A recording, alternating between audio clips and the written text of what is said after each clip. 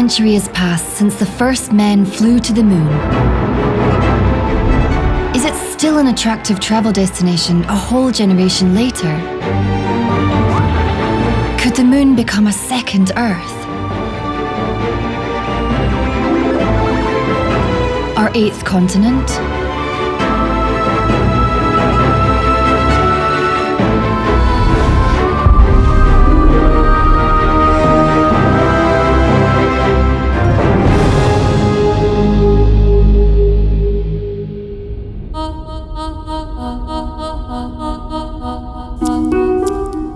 As soon as the sun sank, the Earth fell into darkness and only the moon lit up the night.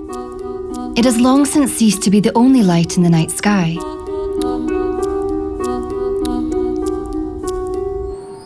That was before man invented electric light. In our illuminated world, the moon almost seems a bit like a relic from ancient times. Is it still a scientific challenge at all? If I had the choice, I'd definitely land on the moon or on Mars. I'd like to go to the moon, but I'd also like a ticket for the return flight. My intention is to build up a permanent base station on the moon. In our present form, we're completely unsuited to a stay in space or on the moon. It's a place that's completely hostile to life. I imagine it's great when you're standing on Earth looking at the moon and you know there are people there. On July 16, 1969, the sun rises over Florida's swamps, as it does every day. Where normally only snakes and crocodiles meet, the greatest technical adventure of modern times is about to take place. At 6:32 a.m., 3 hours before launch, on pad 39A, Armstrong and Aldrin walked on the surface of the Earth. Their next steps would be on the moon. 1 million people alone around the shuttle station are eagerly following the astronauts' final hours before their flight to the moon. The atmosphere is a cross between a tent camp and folk festival. Hippies, diplomats, curious people from all over the world want to experience the historical moment. Outside, the colourful hustle and bustle. Inside, tension and absolute concentration. The day began for the astronauts. Neil Armstrong, Commander Apollo 11. Edwin Buzz Aldrin. Lunar Module Pilot, Michael Collins, Command Module Pilot.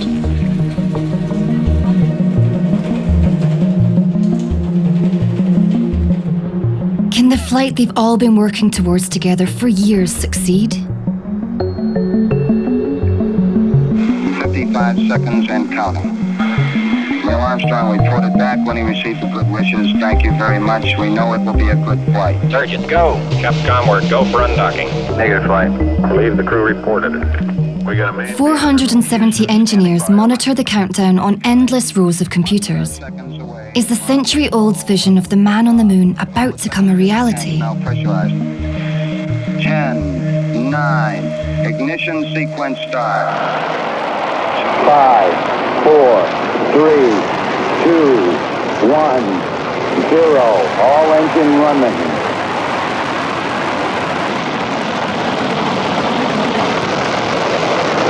Liftoff. We have a liftoff. 32 minutes past the hour. Liftoff on Apollo 11. 3 people are about to travel to a place that until recently seemed impossible to reach. The moon.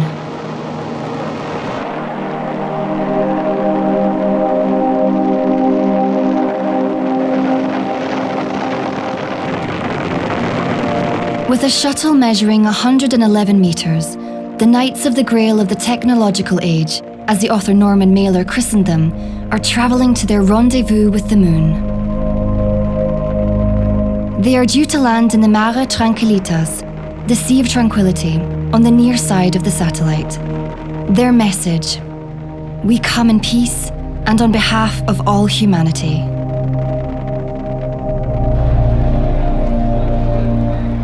I remember being allowed to get up at night at 3 o'clock in the morning And we were with the neighbors. They had a TV that worked, and we could watch it. The pictures were blurred.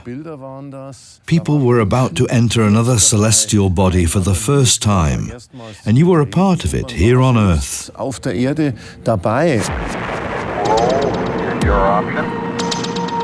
Television viewers didn't realize how dramatic the final minutes before the landing of the lunar ferry were. Neil Armstrong and Buzz Aldrin headed off in the lunar ferry. Michael Collins remained in the command capsule of the mothership. At first, everything went according to plan. Then, however, small orbit deviations led the lunar ferry on its approach onto our cosmic neighbour directly into an impact crater 33 metres wide and 4 metres deep. For a landing that could not have been more unfavourable. Armstrong takes over manual control and flies 60 metres further to a flat plane, with fuel for just another 20 seconds of flight time. Nicely, 200 feet, 4.5 down, 5.5 down. 4 forward, drift to the right level. 30 seconds forward. Contact light. Okay, engine stop. The Eagle has landed. A new era of mankind, the future, is about to begin. It's one small step for man, one giant leap for mankind. Columbia, this is Houston, AOS, over. The flight to our cosmic neighbour took 102 hours and 45 minutes. 528 million people watched the launch. NASA estimates that every fourth inhabitant of the Earth watched at least part of the mission on TV.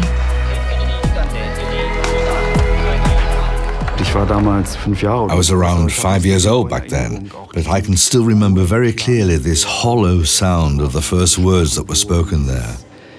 These strange movements, I remember it very vividly. Actually, more than almost anything else that has to do with the moon. It's Cold War time. The moon landing sends a political signal. They were Americans, but it was all of humanity that took part. And that, I think, influenced the lives of millions of people. Roger, the Hornet is on station. The mission lasted a total of 8 days before the world welcomed the Apollo astronauts back home. The glowing dot in the sky is the command capsule re-entering the Earth's atmosphere. On July 24, 1969, at 1650 Universal World Time, the capsule landed in the Pacific.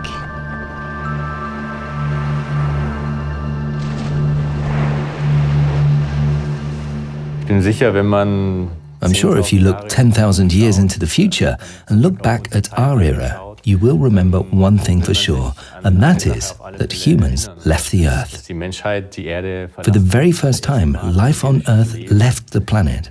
In retrospect, I'm sure that this is as significant as the first fish to leave the ocean.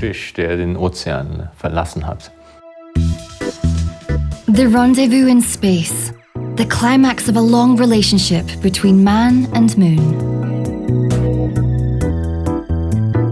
After epochs of observing the night sky with the naked eye, the patterns of the moon with binoculars and telescopes, it took only 4 months for the next manned flight to take off.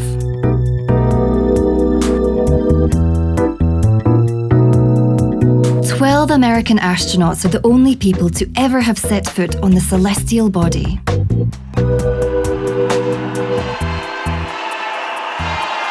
The Apollo lunar mission ended with Apollo 17 in 1972. But none of the moonwalkers were as celebrated as much as the first 2 people on the moon.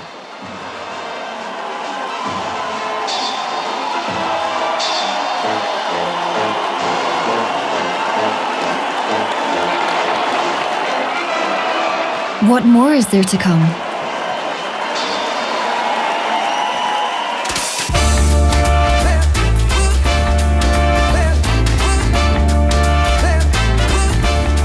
Gloria Meinen is a scholar in cultural studies. She's working on a history of the future that she believes began in 1969. Astronauts are really the new discoverers. In the 15th century, it was the seafarers, Columbus. Then came the cowboys, and then the astronauts in the 60s. It's quite interesting that the notion of the frontier, of the discovery of America, was taken over in space travel.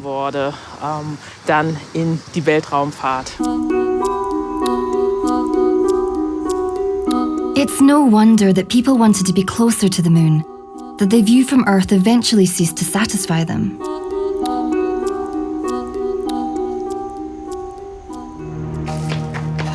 Back in 1500, a Chinese man is said to have dared to embark upon the first journey to the moon. Wan Hu, a visionary and inventor from the Ming Dynasty. Gentlemen, let's go to the moon. Legend has it that he attached 47 firework rockets to a chair. These were to provide the necessary thrust for a journey into space. When the smoke clears, Wan Hu and his chair have disappeared. No one knows how far he has travelled. His assistants certainly never saw him again.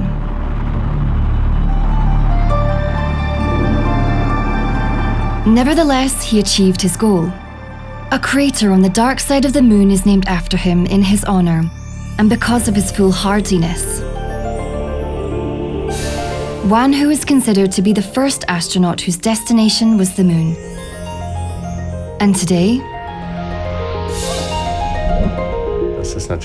It's also a personal dream of mine, to look a little further, to carry a little bit of light into the darkness. If I could, I wouldn't hesitate 1 second to go to the moon or to Mars. Alexander Gerst, commander of the ISS. When he's not researching in space, he is enjoying the miracle of Earth without life support systems. Today he is already training for the next flight to the moon. In case technology fails, astronauts learn how to navigate with a sextant. Repair work on the outside of the spaceship is trained in a virtual laboratory. What looks more like a game here is intended to save lives in an emergency. The commander of the ISS repeatedly runs through every conceivable disruption in order to be able to react intuitively in a real emergency. 1, 2, 3.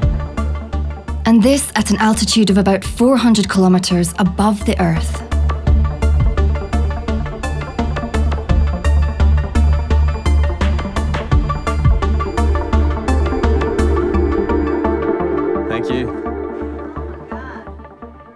In space, nothing is possible without a spacesuit.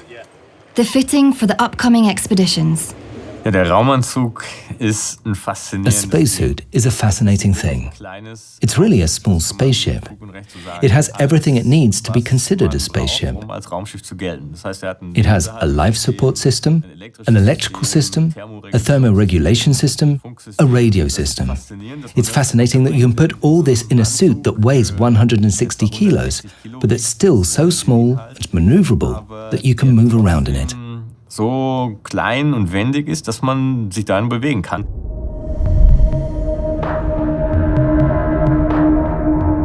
Seen from space, it becomes clear that we humans are an island people.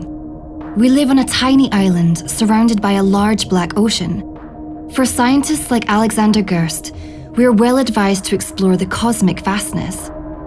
But long before science really flew out into space, poets and writers traveled to the moon.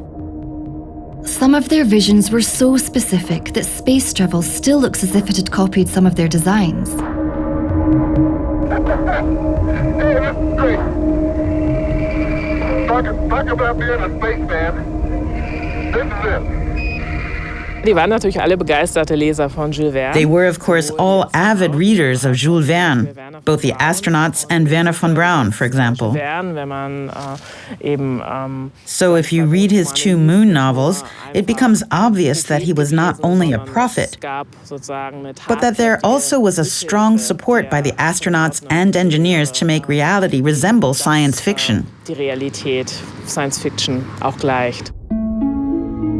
Exactly 100 years before the Apollo mission, the French novelist and poet Jules Verne published his double novel De la Terre à la Lune, From the Earth to the Moon, which reads like an amazingly realistic draft of the later spaceflight.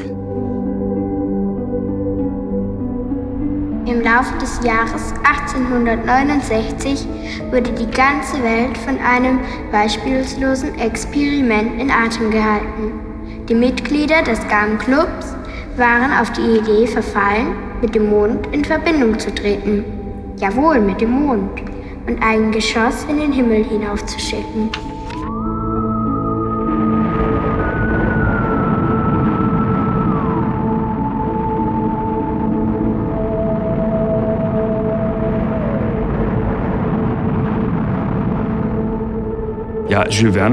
Jules Verne is, of course, in this context, the most important figure. He was, at his time and long into the 20th century, actually completely underestimated. About 100 years before the flight to the moon, he basically had everything already on his desk. And it's amazing how even different details can be found in the actual moon flights. Let's start with the number of astronauts. There were 3 on the first flight, and also 3 in his story. Then the place of launch, for example. I think it was 200 kilometers away from the actual one. And even the fact that the capsule ultimately landed in the Pacific. Bis zu der Tatsache, dass die Kapsel dann am Ende im Pazifik gelandet ist. 50 years after Apollo, mankind is planning another journey to the moon. And this time it's for more than just a walk. ESA Director General Johann Dietrich Wörner has put the moon back into the spotlight. When we started to focus more on the moon a few years ago, there was a lot of worldwide skepticism at first. They said, "What do you want there? It's a dead stone." Others said that it's not challenging enough. We want to go further. That has totally changed in the last 3-4 years. The idea is taking shape. In the assembly halls of the space agencies, technicians are working on the spaceships of the future. Orion, the new American-European space capsule, is to take astronauts back to the moon for the first time. Whether it's going to be 2020, 23 or 25 is not yet clear, but the launch will come.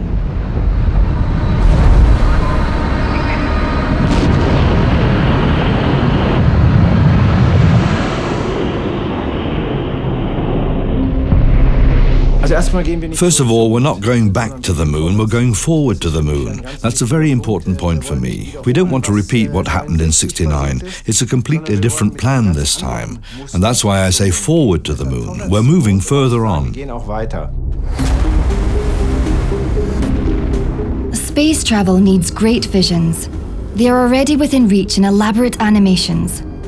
Our closest neighbour is seemingly still the most suitable for generating the necessary enthusiasm for a project, so that it can be also financed. The plan is to build research stations on the moon, a kind of base camp for which one can also penetrate deeper into space. In a nutshell, the moon and Mars are nothing more than the 8th and 9th continents of the Earth. This is our cosmic environment. They seem far away, but if you think about it, the moon is a week's journey away. It's less than a journey to Antarctica took 100 years ago.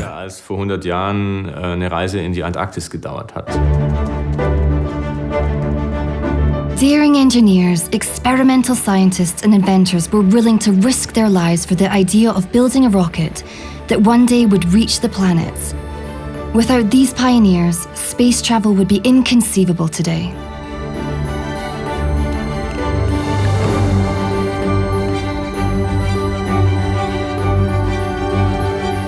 For the explorers among us, at some point the Earth ceased to be a gripping challenge. There were no new destinations, so the new motto was, "Off to the moon."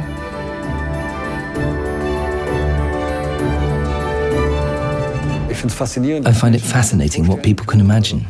Zeppelins, airships, journeys to the moon, everything had already been thought up before it actually happened.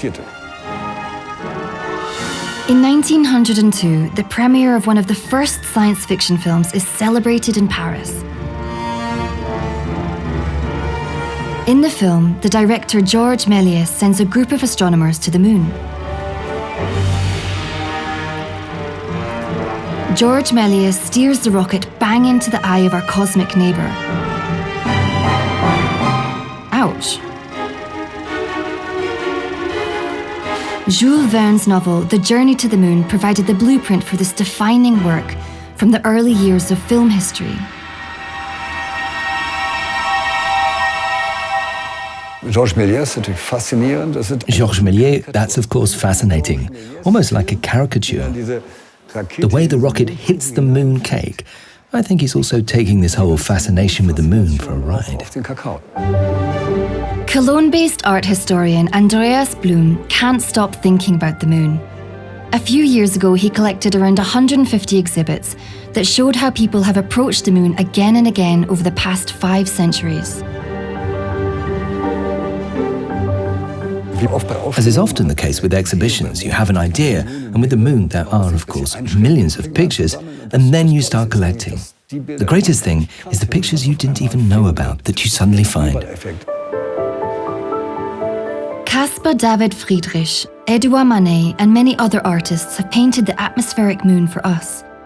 But the art historian does not find what is probably the most astonishing painting among the big names. It comes from a Bavarian landscape painter. He painted the moon as if he was standing on it, with the Earth in the background, exactly as the astronauts from the Apollo mission saw it. And this, although when Wilhelm Krantz painted his ideal moon landscape in 1919, man had still to set foot on the Earth's companion. It was only the Apollo astronauts that took the famous photo of the rising Earth.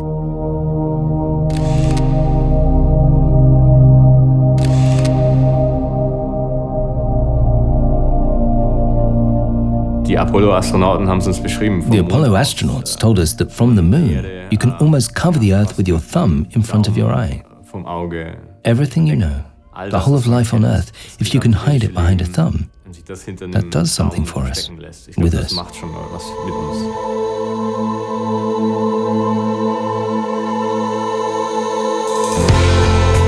On December 24, 1968, the astronauts of the Apollo 8 mission saw the Earth rise. Earthrise, the photograph they were able to take while in lunar orbit, was soon to gain iconic status. Arguably, it is still the most influential environmental photograph ever taken.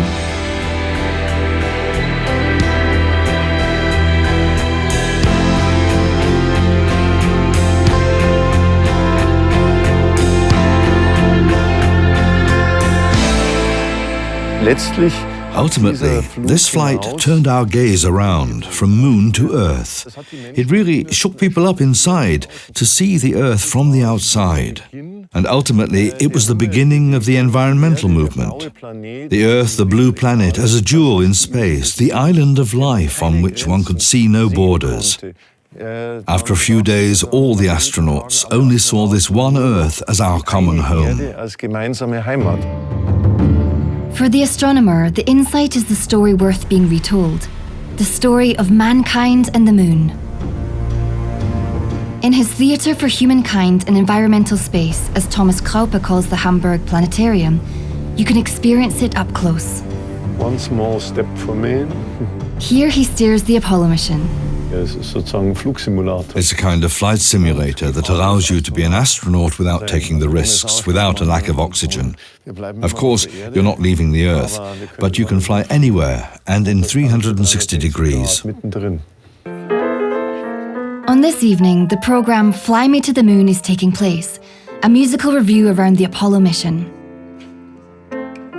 Recent musical compositions based on the moon landing could easily fill an entire evening event. And then, in front of the planetarium, lovers, insomniacs, and moon-worshipping space travel enthusiasts meet and let themselves be enchanted by the moon.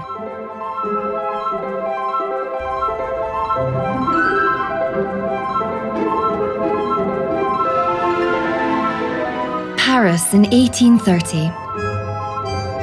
This poster caused a sensation.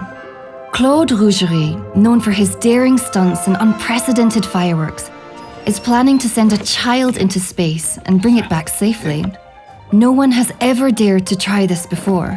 Die Rakete fliegt in den Himmel Und wenn sie dann wieder zur Erde zurückstürzt, keine Angst, keine Angst. Dann öffnet sich der Fallschirm. Monsieur Claude Rigerie?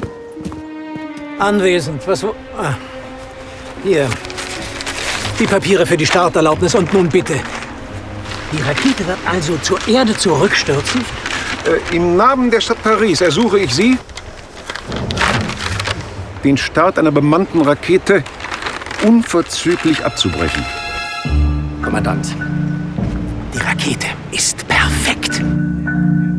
Claude Rougerie, pyrotechnician of distinction, has already used the rocket to shoot a lamb up into the air and brought it back to Earth alive with a parachute.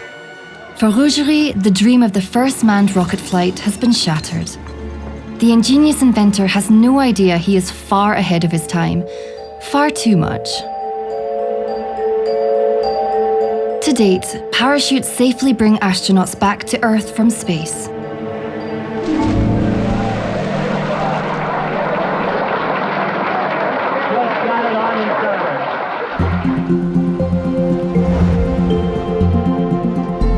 Florida. Hundreds of thousands of moon-loving people come to the Kennedy Space Center every year to follow in the footsteps of the Apollo astronauts. The relics of the technical adventure can still be admired here today. The legendary lunar ferry, the Eagle, and the gigantic launcher.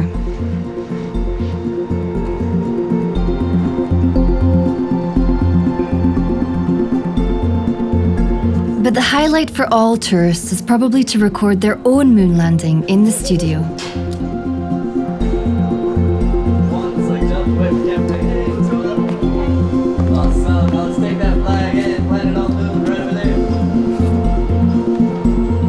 One small step for everyone.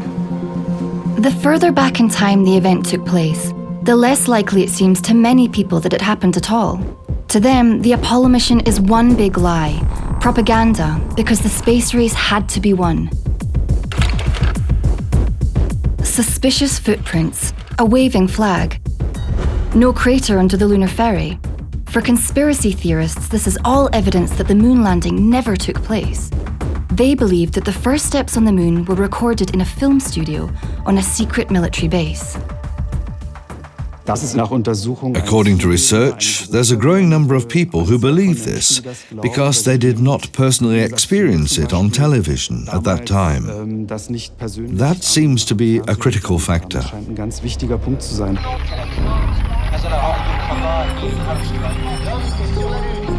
Around 400,000 people were involved in the Apollo program. To swear them all to secrecy would have been quite difficult to achieve. The Soviet rivals were also able to monitor and locate the radio traffic of the American astronauts.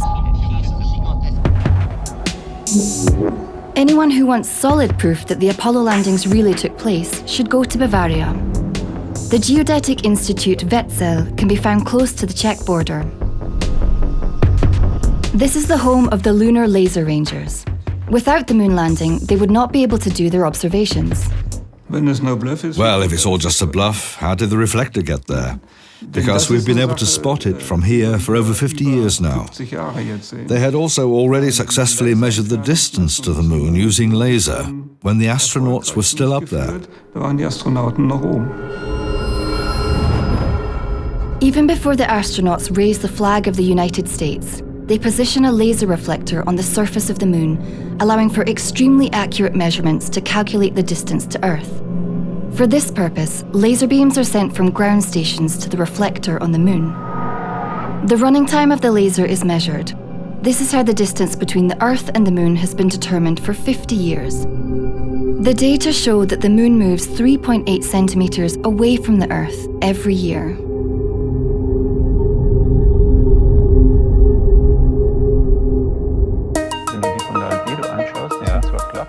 They want to get closer to the moon again.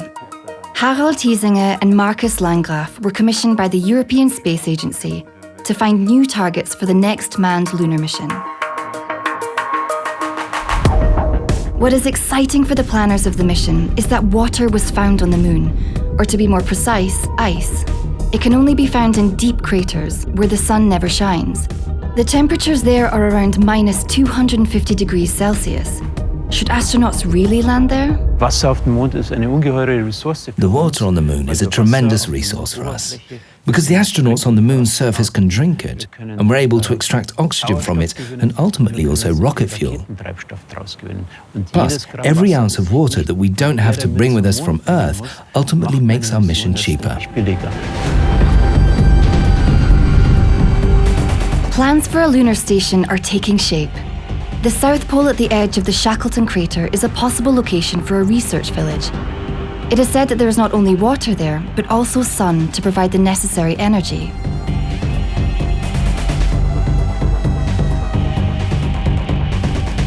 Scientists all over the world are already working on designs for lunar colonies.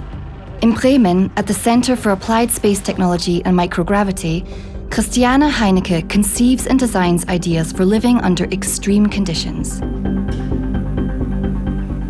My work is to ensure that when people land on the moon, they can move into a house there, move into a habitat, and survive there.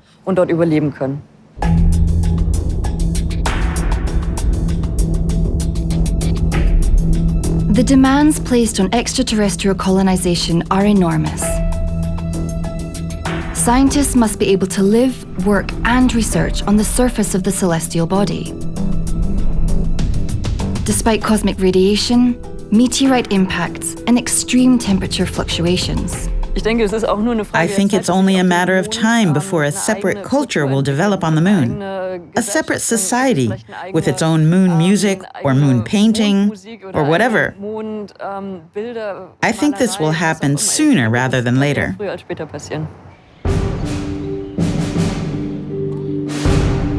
Science fiction author Arne Ahlert estimates that 2044 could be the year in which this happens. In his debut novel, Moonatics, his hero sets off on a journey to the moon. Climate change, the growing threat of terrorism. The Earth has finally ceased to be a place of longing for mankind. The globetrotters of the world are headed for a new destination. The moon. And the cosmic travel guides agree. The Aristarchus crater and the Schrotus Valley are the new hotspots. Both are located on the near side of the moon. The hero of the novel simply climbs aboard a spacecraft to take a vacation on the moon. The marvelous view of the rising Earth is, of course, included.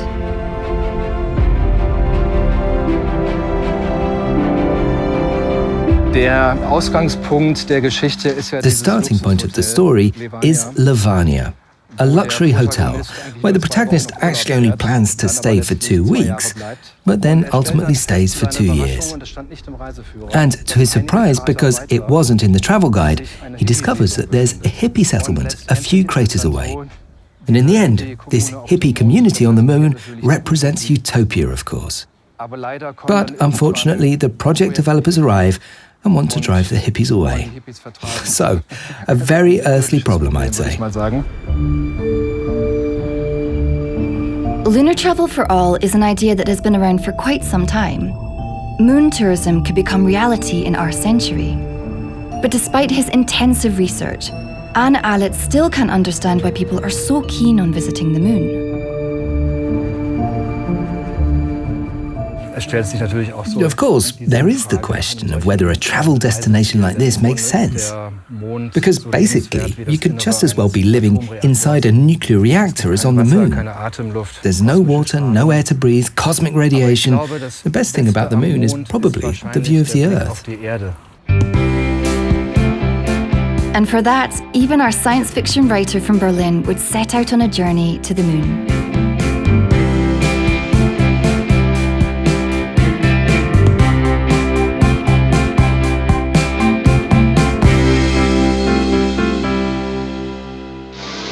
A spaceflight today would certainly not look like it did for early film architects and directors. The question of what awaits us on the moon when we get there has always captured man's imagination.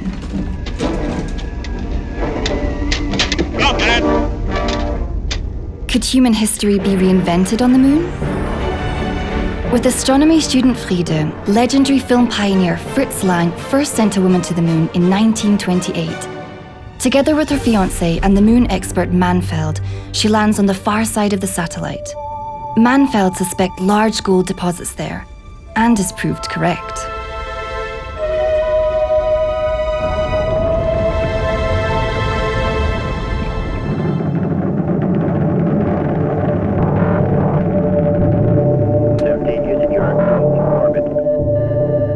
The Apollo missions massively changed the image of the moon. The analysis of the rock samples showed that the moon is a child of the Earth. Without the moon rock collected by cosmic researchers during their Apollo missions, we would still be unaware of this today.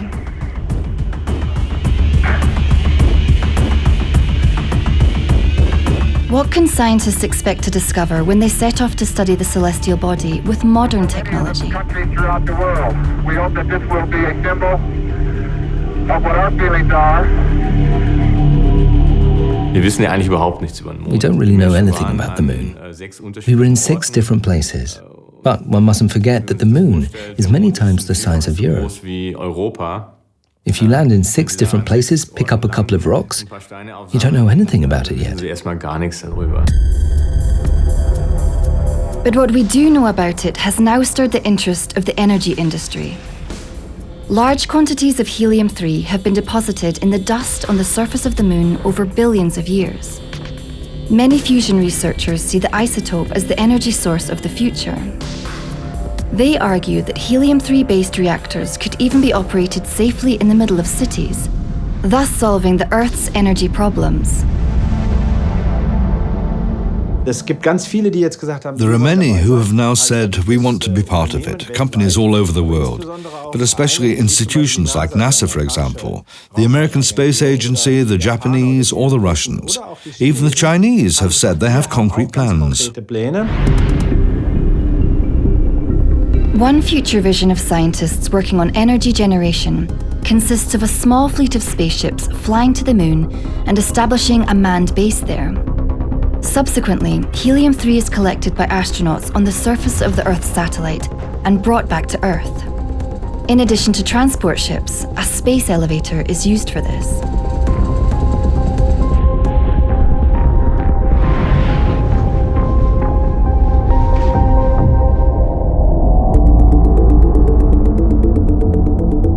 How we and the moon will cope, nobody knows yet.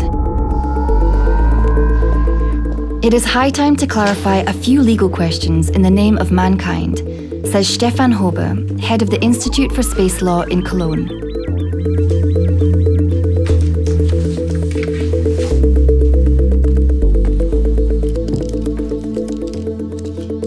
In 1967, the Space Treaty came into being, which after all has been ratified by 106 states. This means that no celestial body can be appropriated by a single nation. It belongs to humanity as a whole. In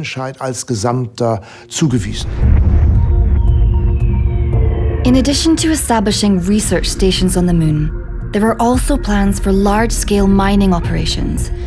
Gold is calling. Stefan Hobe therefore travels from one lunar mining conference to the next. He wants to take the moon side.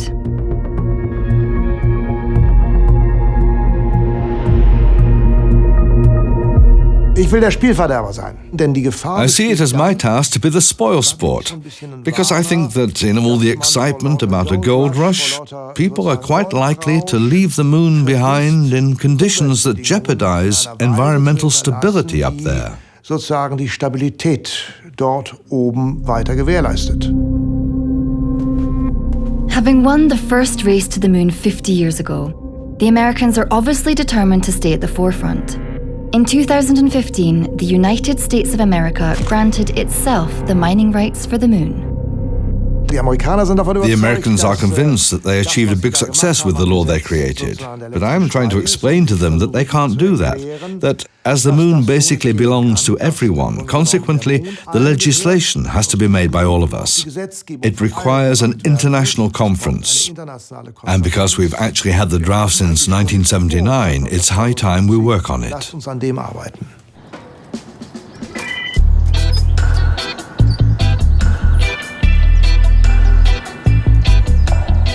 Good business can be done with the moon. That's always been the case. During the Apollo launches, huge amounts of moon cocktails, Apollo cocktails, and liftoff martinis were sold. Today, there's a long list of full moon products, and everyone advertises with the special powers of the full moon. Full moon is the time to bake, brew, and make cheese.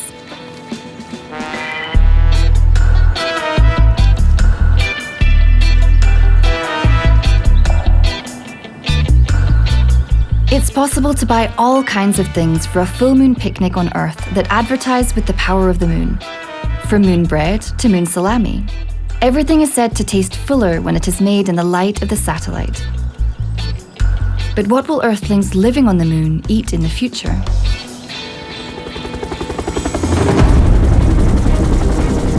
A Garden of Eden will be delivered to Antarctica in 2018. At minus 45 degrees Celsius, tests will be conducted as to how astronauts and moon dwellers could be supplied with fruit and vegetables in the future. A vegetable garden in the eternal ice. That is the mission.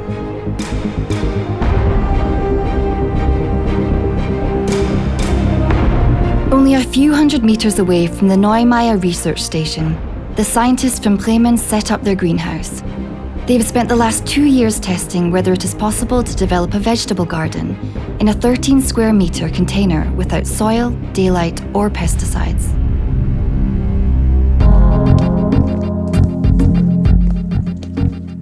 Project manager Daniel Schubert is accompanying the test phase from Bremen.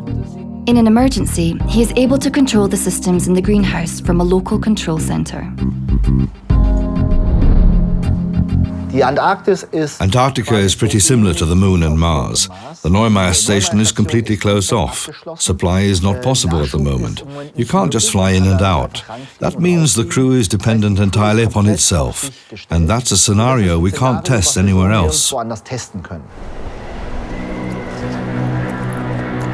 For the past 3 days, the team was unable to travel the few hundred meters to the garden container because of snowstorms.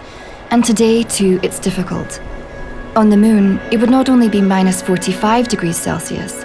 There, man and material would have to withstand minus 170 degrees. Ja, hi Konrad. Hi Paul. Hallo. Geht's dir gut? Ja, mir geht's gut. The Bremen team has an appointment for the daily Skype talk with their colleagues on site. Warte mal. Ja, danke. Hallo Paul. Soweit sieht alles gut aus. Everything looks good so far. The plants are growing great. We've had a good harvest again this week, so we're really producing a lot here. Lettuces, for example, I have 24 lettuce heads every 2 weeks. They really do last 2 weeks until we've eaten them, and the next ones are ready. As far as the cucumbers are concerned, we sometimes get 3 to 4 kilograms per week, plus 1 to 2 kilograms per week of tomatoes. The vegetables I produce and harvest here are very well received by the crew. We eat vegetables and lettuce from the greenhouse pretty much every day, and we haven't been supplied with fresh food for almost 4 months now. So all the fresh goods harvested here are very welcome. Alles Frische, was hier geerntet wird, herzlich willkommen. It's the 10-man Antarctic crew at the Neumeier that initially benefits from the plentiful harvest. The ISS Crew 2 will soon be able to take a smaller version of the garden with them into space. A Garden of Eden to go, so to speak. Ein Thema, das oft unterschätzt wird. An issue that's often underestimated is the importance of food on board a space station. When you're in space for half a year, it's really important to be able to give your body everything it needs to not get sick. And on the other hand, also as psychological support.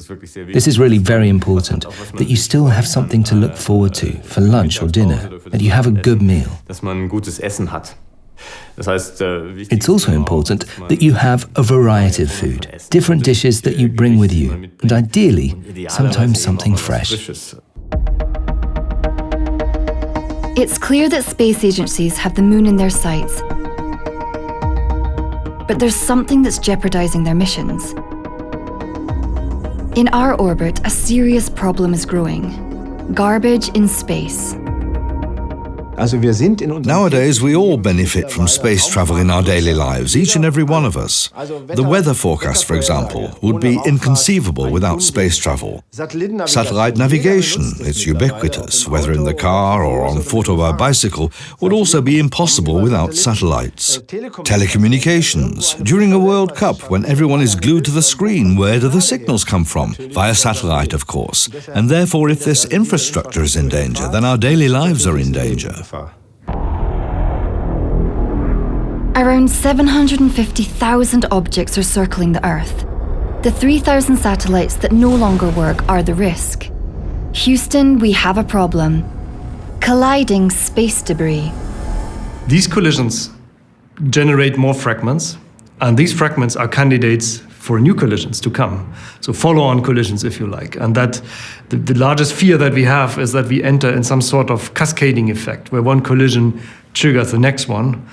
And this is not anything that will happen within a microsecond like in the movie Gravity, but this is something that will set in slowly, hardly noticeable, but unstoppable.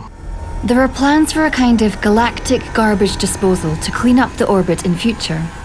The ESA laboratories are working at full speed on technical solutions for this. Gripping arms and nets for retrieving disused satellites are being tested. A young scientist has also set herself the goal of bringing the problem into the public eye. Fatoumata Kebe is an astrophysicist and has just published her doctoral thesis on the trajectories of space debris. Space is far away, so you can't see the problems there. So when we come and say, listen, man has also polluted space, then people are usually surprised. Broken satellites, burnt-out rocket stages, even lost screwdrivers and splintered paint particles. Around 6,500 tons of scrap metal are meanwhile racing around above our heads. A problem that affects us all if we want to continue to use our smartphones, the internet, and navigation systems in the future and want to go to the moon. NASA has stated in a study that if we continue to leave space debris on this scale, as is currently the case, by 2025 we will no longer be able to send objects into space without them being hit by at least one piece of scrap. If we send a mission to the moon, the risk is even higher, because the rocket has to pass through several orbits on its way. No matter where man dares to go, even the first explorers have left more than footprints in the lunar dust. The Apollo astronauts left about 180 tons of equipment on the moon, and that for only 6 short visits. The aim is to find a sustainable way of interacting with the moon and space. Use of services from space is in everybody's interest. Mitigating the problem, space debris, should be in everybody's interest as well, because we have generated a global problem that can only be solved on a global scale. It needs a global response. Viewed from Earth, the moon is still in mint condition. The photographer Ben Proschold is on the trail of the celestial body. Today, he has an appointment with Luna for a photo shoot near Frankfurt. But the moon is a diva. He must prepare himself carefully in order to get a beautiful picture. Normally the moon, like the sun, rises in the east. East is about there. But over the course of the year, this shifts a bit back and forth. And you can now use an astronomy program to calculate precisely that today the moon will rise 22 degrees south of the east, exactly behind the skyscrapers. And this is virtually a line that I draw on a map from the skyscrapers exactly in this angle. And ideally, we would now be 200 meters further to the right, but there is a road, there are trees, we can't see the skyline. That means that this here is the ideal compromise.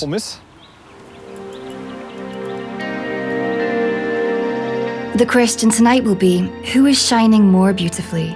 The full moon or the lights of the big city? The moon keeps the photographer waiting. After all, which adored one shows up on time for the first date? Then the weather threatens to ruin the party. But suddenly, very briefly, the moon pushes the curtain of clouds away and reveals who is the fairest creature of the night sky.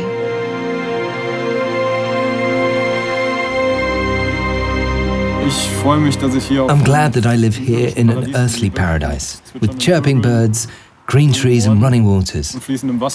But as for the moon, I gladly leave it to the Apollo astronauts to visit it. I don't envy them.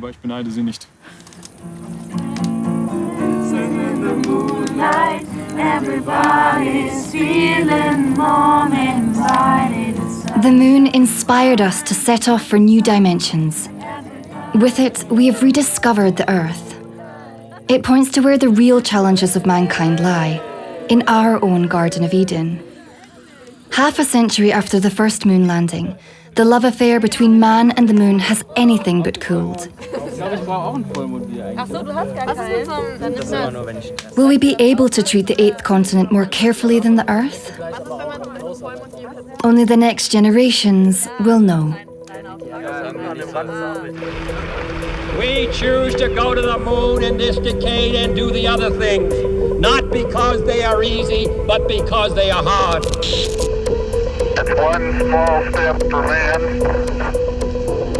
one giant leap for mankind.